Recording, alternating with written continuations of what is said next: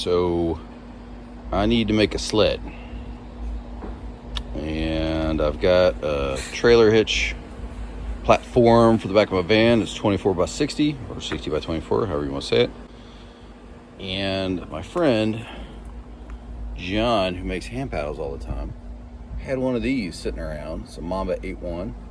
Been loved, but I don't need it to carry a whole lot of weight, and I don't need it to be real tough. So John convenient had already taken out all the outfitting. So now what I'm gonna do is measure this bad boy up and show you guys an alternative to sending your hand paddles to John, or sending your boats to John, because you can make a sled out of it to drag stuff through the yard, or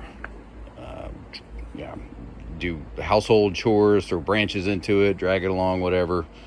If you're into deer hunting, right, that might be a good use for it. Or maybe try to take it down the hill. Let's take a look at the bottom of this real quick.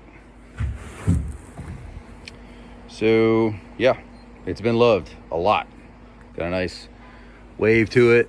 There's a crack in it somewhere. It's really small. John couldn't find the crack. I couldn't find the crack, so we're gonna call it a day.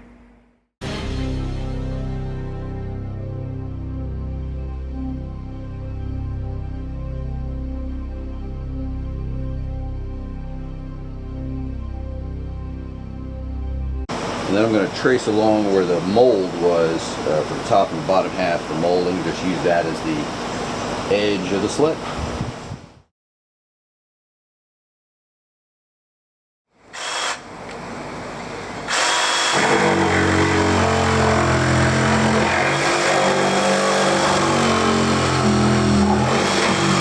Hands on.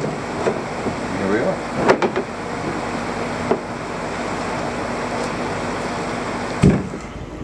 Alright, well, my battery died on my cell phone, or my point and shoot. So what I'm going to do is take this old rope.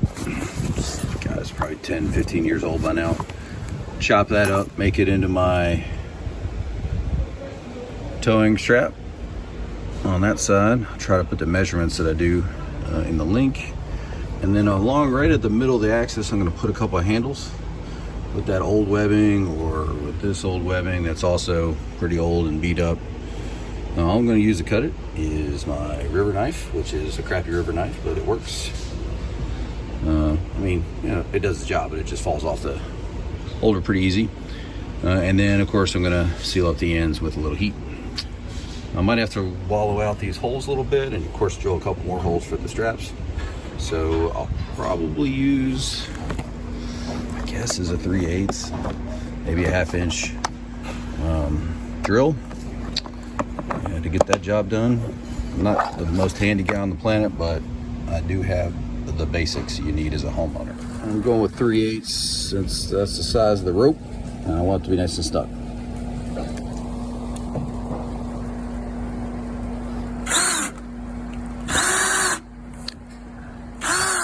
That was pretty easy. Let's see. Is perfect. All right. Do that on the other side. Now, since I don't know exactly how long I want it, I'm going to test it out. I'm just going to tie this one end in and then practice with various lengths. But I think I'm going to need, well, we'll figure it out. I know we're not going to hit our ankles with a buddy.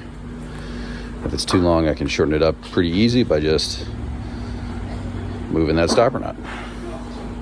Awesome. Altogether, I think it's about 11 feet of rope I'm using.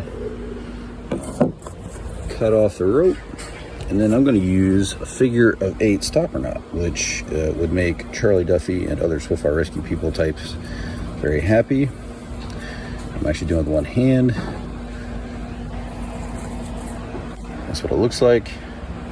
Conveniently, when you pull it tight, it stops.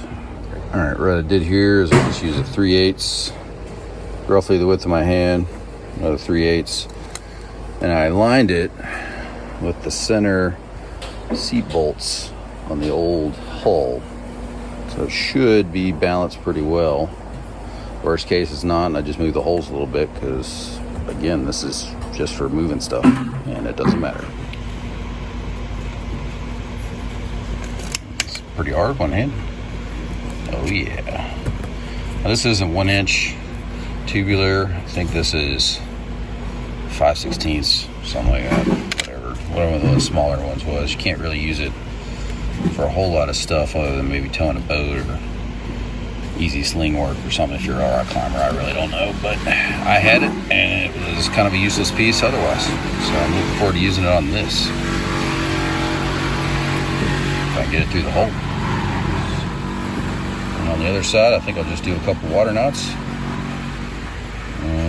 Once I get to the right length that I want. Excellent.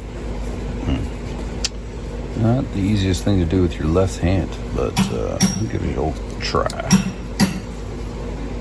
Oh, see? Should go. Yep, perfect. Okay, so got my two handles. Didn't measure precisely, but they're pretty close. It's about 5 inches when I pull it tight like this down to where the hole is. So it gives me plenty of hand clearance, even with a set of gloves on, right? You can fit in there. It's roughly in the middle of the kayak. Pretty excited about that. Let me lift it up. Now, it is going to be front heavy because of the rope in the front, but let's check it out. That's pretty good.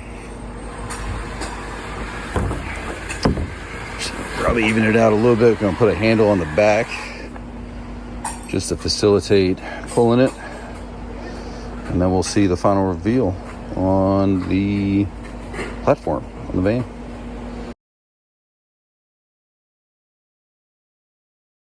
Okay, so I got a problem. Boat sled. It's a little longer than the width of the van plus the side view mirror. So that's 97 inches. Let's go check out the van. Okay. Cut off quite a bit. Took off about 9 inches. Cut down to 90. Van's about 80. That's less than a foot sticking out. Is it my best work on around the corners? No. To be honest, I was getting kind of in a hurry. But it'll do. If this doesn't work pulling through stuff, I'll probably heat up that plastic and raise the bow up some, but I think it's gonna be just fine. Okay, I finally got it on there. It might stick out an inch or two on the side, the side view mirrors. And the cuts aren't the cleanest, but I think it's gonna get the job done. And it'll be obvious I got something on the back. Pretty excited. Everyone, thanks for making it to this point in the video. If you were inspired to make your own kayak sled, please hit up TRR Hand Paddles at Facebook, Instagram, trrhandpaddles@gmail.com if you prefer email. And John Sue will help you find a hull for your project. Otherwise, if you're inspired by Team River Run's mission, which is fantastic, it helps out veterans and families through paddle sports, please consider a donation there as well. It goes a long way into providing these paddle sports opportunities for our veterans and their families, and it'll be greatly appreciated. Otherwise, till next time, Cheddar is out.